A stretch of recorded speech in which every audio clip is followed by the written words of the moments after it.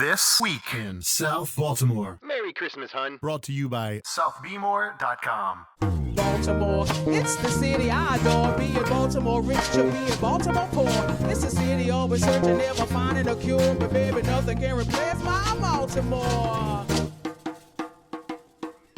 It is the last podcast of the year, and I'm glad we could sneak one more in here before we end and take a break and come back to 2022. And man, this is awesome, dude. We've had a really good year. We've had some really good guests on this year. And first, just want to start off by saying Merry Christmas, Happy Holidays. How you doing? I'm doing great. Yeah, maybe you're stuck on I-81 traffic right now on the way to Grandma, so you can throw on the This Week in South Baltimore podcast. So we are happy to help you in this holiday journey you're on. That's right. Put us on. Let the kids go to sleep, listening to our sweet voices and talking about a rundown of what's going on in South Baltimore.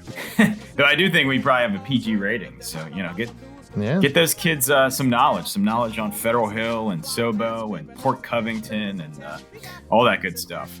You know it, man. You know it. So, dude, this year, if we start back to the beginning and think about how, we were trying to, everybody was looking forward to the vaccine and looking forward to, businesses opening up again. And, so much innovation with the businesses, right? I mean, so much cool things that they did with the outdoor seating and businesses were kind of coming back to life in January and February. And then, just so much development going on around here and Port Covington blowing up and just, literally just like, it's just amazing to see what has happened in such a short period of time down there. And, we even have cruises back in Baltimore. Yeah, it's been really fun. One of my favorite things over this period of time has just been talking to the business owners, just having a conversation with them. How has this period of time been like?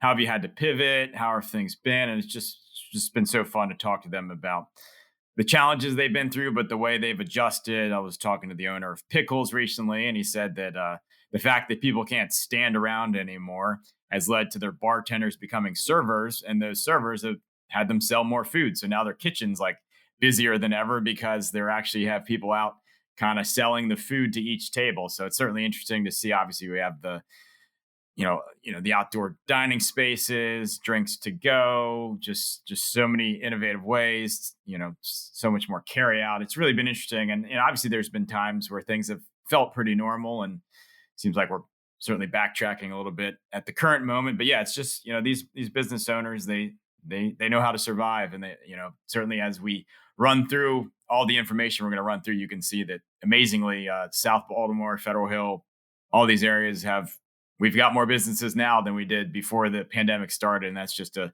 testament to entrepreneurship and hard work and innovation. Oh, that's awesome. That's so good to hear and good to see. And it's just fun walking around the neighborhood, especially this time of year, all the lights that are up, and there's so many streets that have neighborhood lights and so forth. And that's really cool. And all the decorations and everything. And last night I was doing some caroling around Riverside, and that was a whole lot of fun. We had about probably 20, 25 kids out there. Just all kinds of fun stuff going on around the neighborhood. And it's just a great time of year. I'm glad to see so many businesses, feeling vibrant, hopefully again. And just, we know there's always going to be changes. And like you just said, if one thing's for sure is that, there will always be something that comes behind it. And we've seen a lot of that change this year. For a second there, I thought you were baiting me to sing The Most Wonderful Time of the Year again. Oh, no. After that, Grammy award-winning performance, I think. And after I got slapped with a copyright infringement, I think we won't be doing that again. No, I'm just kidding. Go out on top, right? That's right. Let's do it. Everyone heard me sing once. It was magical, and we can move back on to monotone talk about business. Let's get back to business. Is that where we're going to start? We're going to talk about, like I said, cruises are back in town, which is pretty awesome to see the Carnival and now the Royal Caribbean ship in town. And that's always a good sign. Yeah, that's a sight that never gets old. Just seeing those big cruise boats in South Baltimore. I just find that so cool. And obviously anybody that has kids kids' fascination with anything with an engine in it. So certainly it's cool to see the cruises back. But yeah, I think a big theme of 2021 has been back to business. Certainly things are not completely normal, but I think for most businesses, you have to find a way to just get back to work and make money and figure out what works in these times. And we've seen a lot of new businesses open. We've seen most of our businesses survive, and it's been exciting to watch. And certainly some of the themes I see from last year, there's been new life for Cross Street. There's quite a few new bars and restaurants on Cross Street. Charles Street's really kind of been reinvented, where there was a lot of vacant storefronts on Charles Street and Federal Hill heading into this pandemic. Most of those have been now filled. And then certainly McHenry Row. You saw McHenry Row got cleared out decently well from the pandemic as far as the retail they have there. but they've made a strong comeback, and I'm being told that McHenry Row is back at 100% lease, the retail in there. So yeah, it's been a year back to business. So yeah, let's get into a little bit of the details. As I mentioned, Cross Street, new restaurants you have for Cross Street is NOLA. That's a New Orleans inspired restaurant. Cross Street Public House. Those have both already opened. There's another small Greek restaurant called Euros that has opened. And then two other restaurants you have coming to Cross Street is Palm, that stands for Pretty Awesome Live Music, and No Way Rosé, that's a restaurant by chef Ashish Alfred. So really a kind of a reinvention of Cross Street. There were some spaces, there were, some places for years that have new ownership, and then there's some vacant spaces that have been filled. So really kind of new life for Cross Street, which is cool to see. And then moving on to that Cross Street Market, which is right on that same block. It's been kind of some ups and downs for Cross Street Market over this period of time. The closures we've seen are Southern Spice, Rice Crook, Royal Farms, Anula's Greek Kitchen, Ono Poke, Fubs, and Rooster and Hen. But we have seen some new businesses. Blowfish Poke and the Blowfish Poke and the Chicken Lab have both opened in recent weeks. You had Atlas, which opened their fish market in Watershed several months ago, and then Crep Crazy opened earlier in the year. So while Cross Street Market has been hit hard, I think some of the spots that have been hit the hardest by the pandemic have been these indoor gathering spots. Your food courts, your malls, your markets, your casino restaurants, things like that have been hard because those places depend so much on not only getting your own customers, but kind of getting customers just from that traffic flow that's usually in those places. So that's certainly been cut off in many ways, but certainly Cross Street Market has, stayed afloat and got some new businesses. And I know they're confident they're going to get that place filled. And, really that was a place that had a ton of momentum before this pandemic hit. That was really becoming the place to be. And, they're trying to navigate these waters, and hopefully once again, Cross Street Market will just be booming. I know if you walk in there, all the vendors will tell you how exciting the pre and post Ravens games are. And hopefully we can get, that place buzzing like it was before. Well, yeah, let's hope the Ravens make the playoffs, and we'll see, get some more business in there. Yeah, certainly. Something we don't have time to get into is how crazy the NFL season has been this year, but it does look like the Ravens could be anywhere from missing the playoffs to hosting a couple home games. So I guess we'll see where that happens, but obviously Ravens home games are always good for business. Then you look at that McHenry Row shopping center, new businesses that have opened there. Studio 921, they relocated from the Foundry on Ford Avenue. Mr. Lee's Dry Cleaning opened. Yes Chef Marketplace, European Wax Center, NovaCare, and Tribe Cycle have all opened in the past year. But the closures we saw prior to that were Hair Cuttery, Fresh Cleaners, Charm City Run, The Urban Oyster, Massage Envy, Rev Cycle Studio, and World of Beer. Some of the outstanding vacant spaces there are the former Charm City Run and the former World of Beer. But the management team there of 28 Walker tell me they kind of have some deals in place to get that filled. So we'll look forward to see what opens there. And certainly will be interesting to see what takes over that World of Beer space. Yeah, very, very curious about that. Then moving on to the rest of Sobo, new businesses we've seen open in the last 12 months have been Compass. That's coming soon. That's a real estate office. Fulton Bank. Main Street Jeweler, that just opened this week. Copper Shark will be coming soon. That's a restaurant at Foundry at Ford Avenue, Locust Point. Trial by Fire Candle Company, Mind Grub Cafe, Sharif's Pizza and Pasta, Poppy Cuisine, Sugarboat Goods, Oh So Sweet, Smoking Joe's, Buck Wild Dog Training, Cloudy Donuts, 1909 Whiskey Bar, Hardwater Bar and Grill, Rose's Bar and Grill, Be More Thai, Morning Mugs Coffee, and Sobo Strength and Conditioning. Those are all the new businesses that came to the peninsula in the past year, so pretty impressive. Moving on to Pigtown, Zeke's Coffee will be coming soon. Miss Maryland Crab will be coming soon. Wicco Street Beer Co., that'll be a new brewery at the 1100 Wycomico building. That's coming soon. Groundwork Kitchen has opened in recent months. Culinary Architecture expanded. Hammerjacks opened its first phase, a outdoor venue. That is open. And then Mayorga Organics, that'll be a big warehouse coming to Carroll Canyon / Pigtown. And that'll probably be opening in the next, who knows, year to year and a half. But that's a big lease there for Pigtown. And then just the adjacent neighborhood has added Peter Moore. That is a Israeli style pita and falafel type place, delicious. And then Pickles is kind of adding to what they're doing there. They added a donut shop, breakfast shop, ice cream shop called Sugarmore. So I know the kids will love that. And then over to Holland's Market, new businesses over there include Juice Lab. That's a juice shop. There's a new co-op style bakery that's coming soon right next to Holland's Market. We'll have more information on that in the future. Mulberry's, that's a bar and market that opened in the Holland's Market. Neapol Savory Smoky, they've kind of had their production house for the different farmers markets and food stalls they have, but they now have a deli at their facility there in Holland's Market. That's open currently on Wednesdays. Market Fresh Gourmet, that is a grocery store that's coming to the Poppleton redevelopment.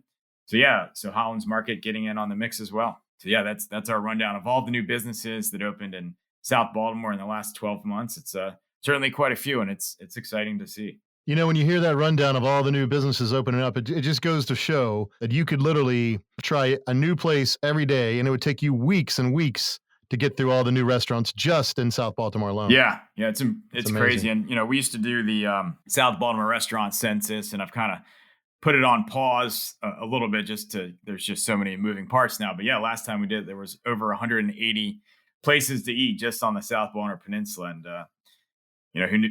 I guess if you did the math and you ate at 3 different places each day, it would take you 2 months just to hit each place once. But yeah, it's so exciting to live in an area with so many food options. And it's always that dilemma between, do I try something new or go back to the old favorites? And it's a great problem to have. A very great problem to have. Yep.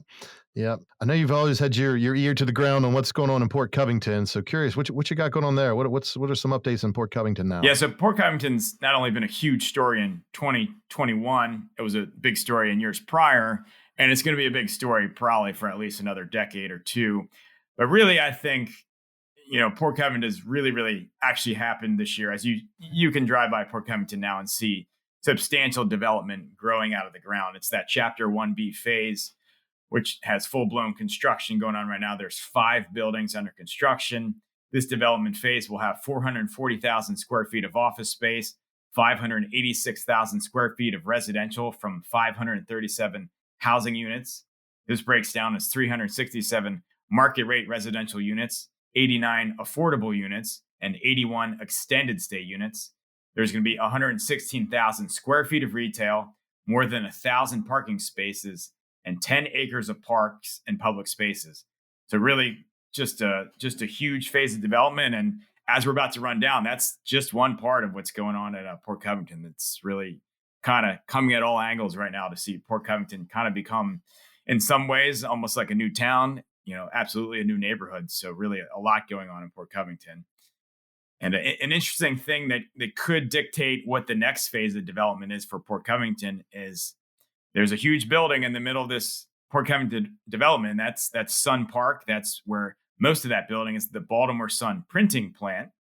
And as we reported last week, it appears that plant is likely closing. That is a 256,033 square foot building on 18.9 acres. There is a smaller part of that building is the office for its editorial team. So it appears that building is closing. So we don't have any comment yet on the Port Covington development team, but if you look at the master plan, there's a big urban park plan for where that building currently is. There's a plan for buildings surrounding that park. So we'll be interesting to see, looks like that plant will likely close. If that happens, do they look to demolish it pretty quickly and, kind of move on with more phases of that master plan? That'll certainly be interesting to see what happens there. It's not only the Sun that gets printed there. They have their other papers, the Carroll County Times and the Indianapolis Capital. And, with any printing plan, it's typically, you might see the New York papers and the Washington papers printed locally somewhere too to get it to those markets. So, yeah, that's likely moving to Delaware, and should be interesting to see how that's replaced. Another huge news we had in the past month was 28 Walker, which is Mark Saperstein's development company. They're responsible for doing much of the development at Locust Point. When you look at McHenry Row, you look at Silo Point, you look at their Banner Row townhomes they're doing right now. They have huge developments in Canton, which they're doing called Canton Crossing, with shops and offices and all kinds of things there. So they purchased a 25-acre parcel, where they have it under contract currently, the former Lockheed Insulators property. That was a former industrial property. So they've purchased that, and they're looking to do a mostly residential development there. So that could certainly kind of complement what's going on, where you see the Chapter 1B development, which is very focused on office space and retail and kind of multi-family development. As far as the housing, maybe this development in the Lockheed Insulators property, maybe you'll see a lot more townhomes and kind of some lower scale, lower density housing there. So that'll be very interesting to see, a big time developer added to the mix at Port Covington. Then you move over to City Garage, which is really kind of the first building that kind of reinvented Port Covington, that large office building.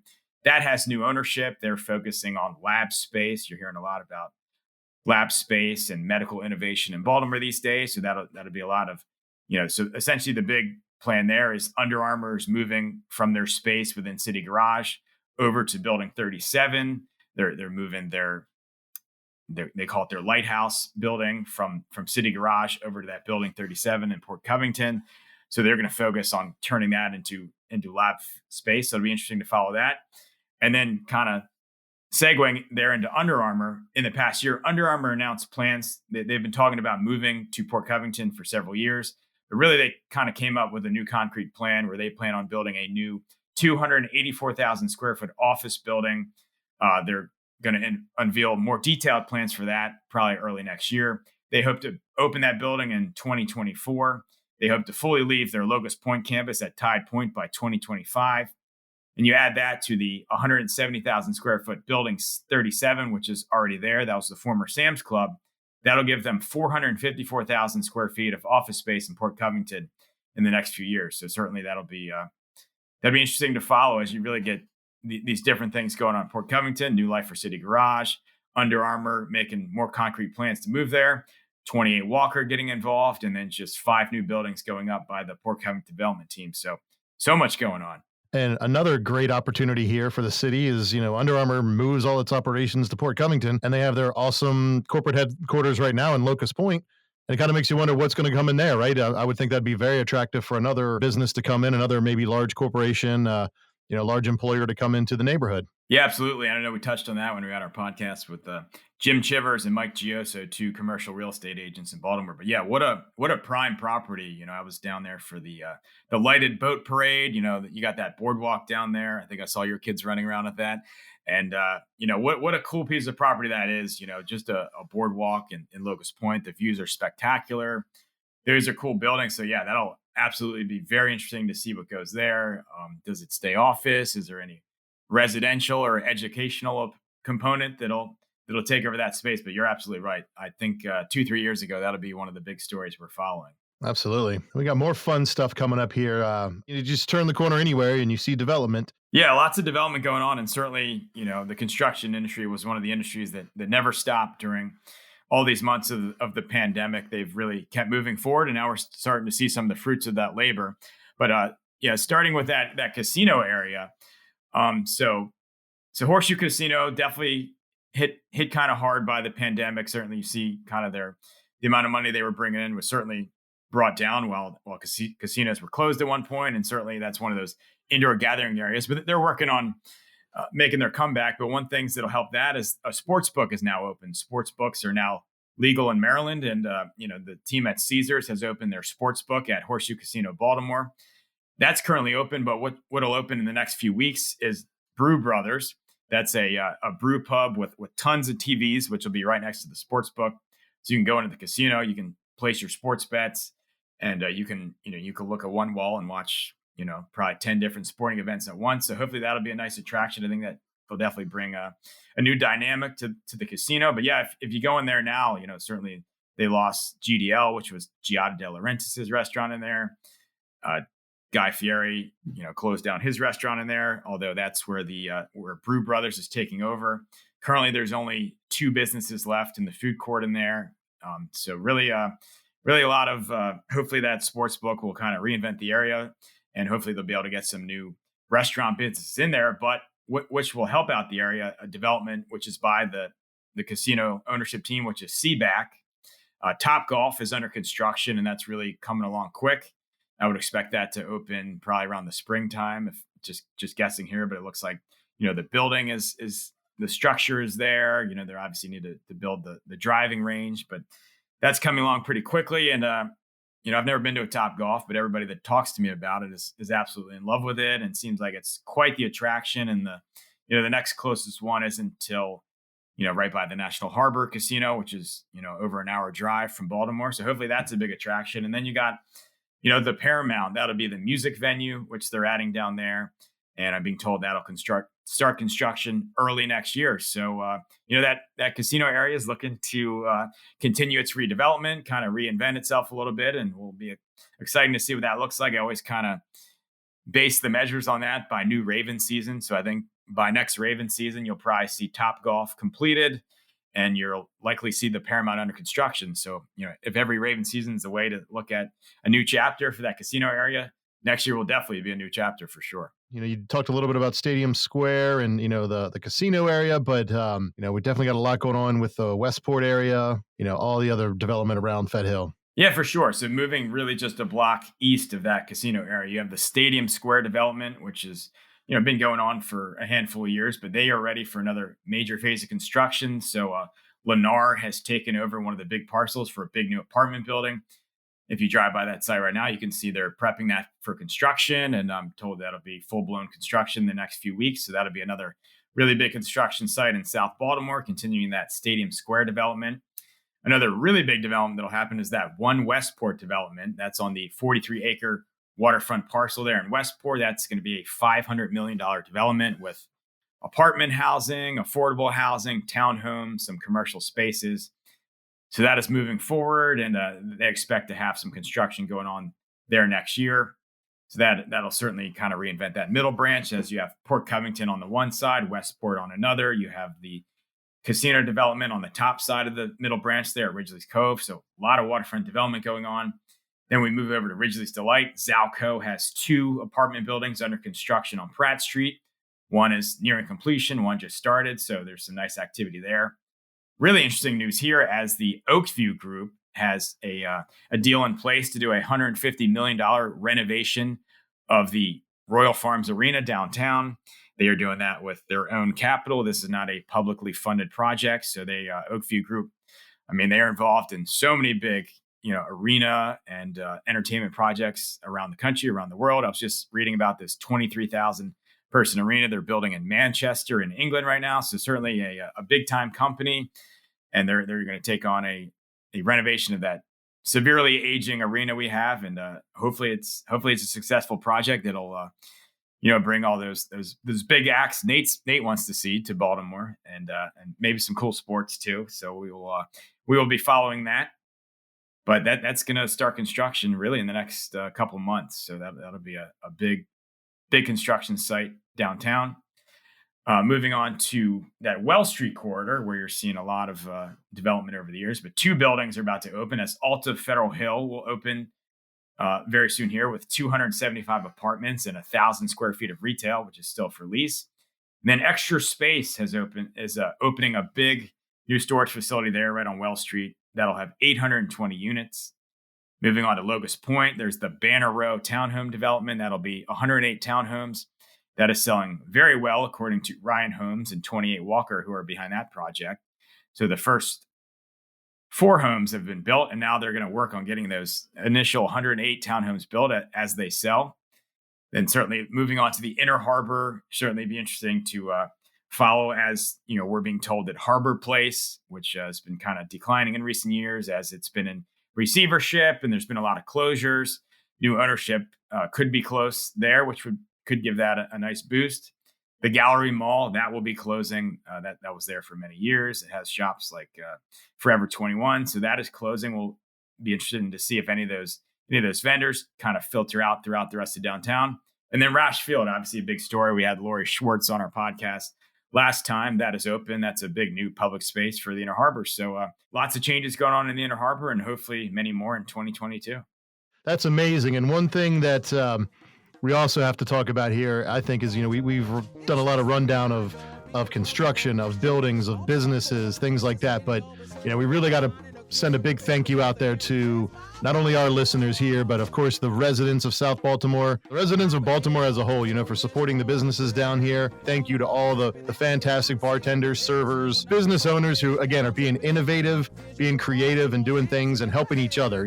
I've done some events this year where you hear from a lot of these business owners who it's a community, and I love that. I love the fact that we are a true community here. Neighbors, help out neighbors, and business owners help out business owners, and, they all support each other. So I just think that's really cool, and that's kind of my year-end message, if you will. Yeah, I love that. That's so well said. I mean, obviously, what makes Sobo great, it's really the sum of the parts. And there's, like you said, there's so many great residents, there's so many great businesses, there's so many great investors, there's so many great organizations that come together where we can be dealt bad news and pandemics and all kinds of things thrown our way. But it's really the sum of the parts that comes together to make sure that Sobo is strong, and Sobo is a great area. And obviously, with everything that's happened in the past year and a half, 2 years, to see this area still strong, still vibrant, still being invested in, still great businesses. Amazing to see.